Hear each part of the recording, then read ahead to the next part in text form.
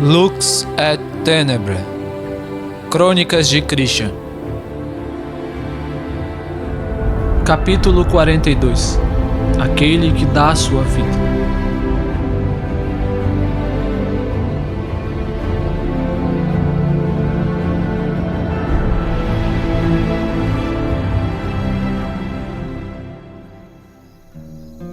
Floresta da Desolação. Os corpos do tigre e da garota ali estavam. Os insetos não se aproximavam deles, como se soubessem que para eles outros planos estavam reservados. O ambiente ao redor do corpo do tigre estava todo florido. As plantas ali estavam cheias de vida e pareciam até mesmo brilhar, refletindo a luz do sol. Coincidência ou não, mas as copas das árvores infrutíferas ao redor pareciam impedir a passagem da luz do sol ao solo. Porém, exatamente naquela região em que o tigre estava, nas copas, acima, havia uma brecha onde a luz do sol passava e irradiava diretamente nele. O corpo da mulher havia mudado. Ela parecia de alguma forma ter ficado ainda mais bela do que antes. Sua pele já não era mais pálida como a de um cadáver, o que era irônico, já que, agora, ela era exatamente um cadáver. Em seu peito, parecia não haver mais a ferida causada pelo cajado. Ali só sobrava um pouco daquele mesmo líquido escuro e fedorento que, pouco a pouco, parecia tornar-se névoa e se dissipar. A região permaneceu assim, desta mesma forma, em silêncio por um tempo, até que, de repente, algo envolvido em um brilho nas cores do arco-íris lentamente se aproximou dali. Uma figura, um belo homem, parecia ter cerca de 40 anos. Vestia uma veste longa como um manto marrom que o cobria até os pés. Tinha um símbolo amarrado em sua cintura, cabelos e barba castanhos, e olhos brilhantes que pareciam brilhar como a luz cor arco-íris que o envolvia. Em suas mãos e pés haviam feridas, como se trespassadas por algo.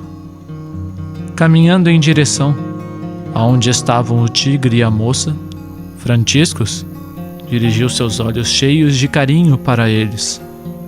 Logo diante deles, Franciscus fechou os olhos e permaneceu por um tempo em silêncio. Passando-se algum tempo, com um sorriso gentil, ele abriu os olhos e, virando-se na direção dos dois, soprou.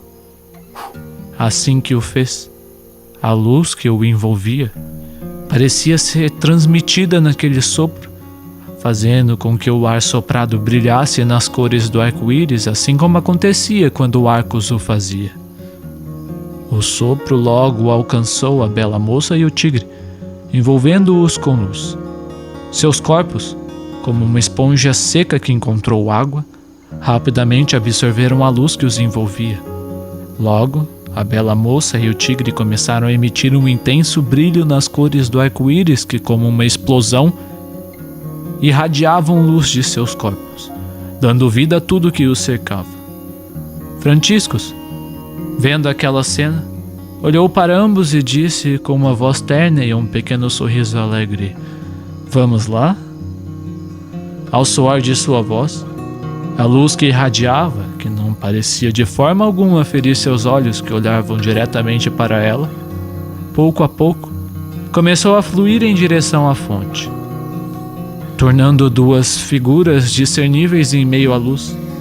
Primeiramente, um tigre luminoso, que irradiava a luz, correu na direção de Franciscus, alegremente pulando sobre ele e lambendo a sua face com entusiasmo. Franciscus, mais uma vez ao chão, caía em gargalhadas enquanto falava: "Ei, garotão, calma aí, vamos dar as boas-vindas para a nossa nova amiga." O tigre, ouvindo aquilo, virou seus olhos safira na direção de outra figura que também brilhava. E lá surgiu a bela moça de cabelos loiros e olhos azuis safira, como o tigre. Ela estava ainda mais bela. A escuridão que antes ainda manchava suas roupas havia sumido. Com suas roupas restauradas, sua figura ficava ainda mais graciosa como aquele vestido branco.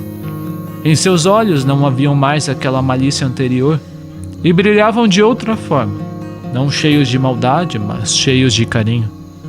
Seu corpo, antes repleto de corrupção, agora estava revestido de incorruptibilidade.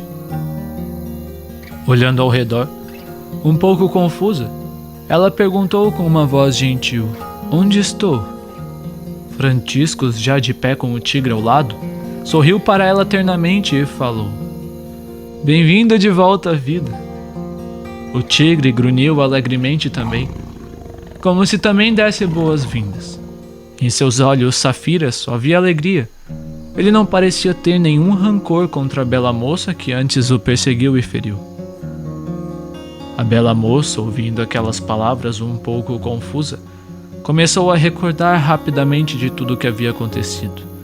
Então, cheia de tristeza, uma lágrima escorreu de seus olhos, caindo de sua face ao chão.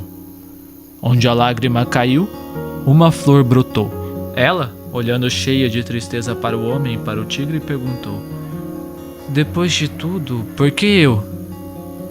Franciscus carinhosamente respondeu: "Não sou eu quem escreve os rolos do tempo, por isso desconheço o porquê de muitas coisas.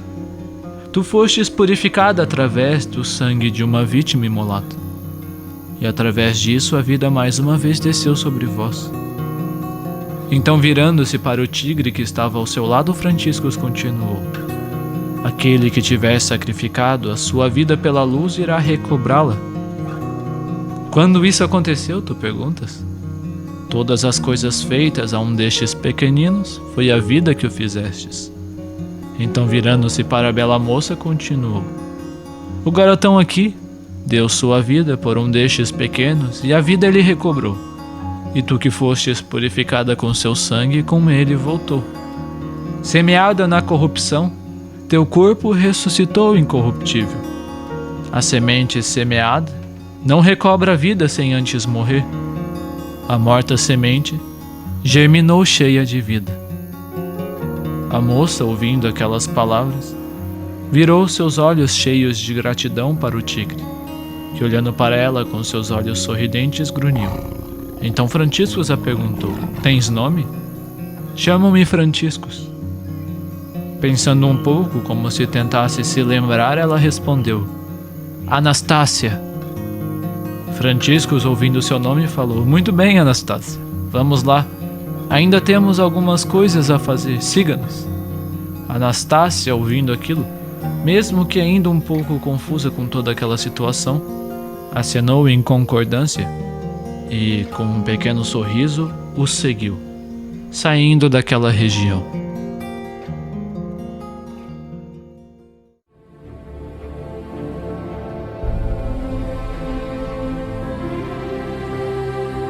Próximo capítulo: As 5 leis da aldeia.